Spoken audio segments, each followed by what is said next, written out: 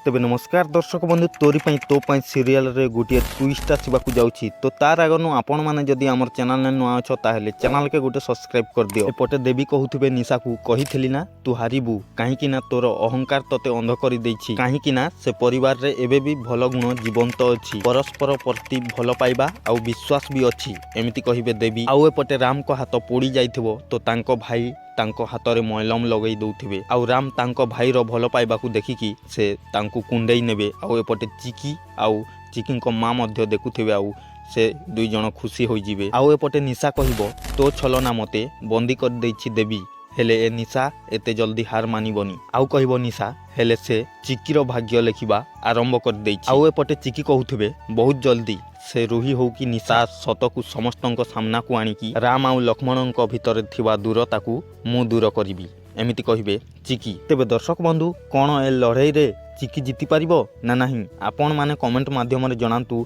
आउ एमिति नुआ नुआ एपिसोड विषय जानबार लगी आपण माने हमर चैनल के एबे ही सब्सक्राइब गुटे कर दियंतु।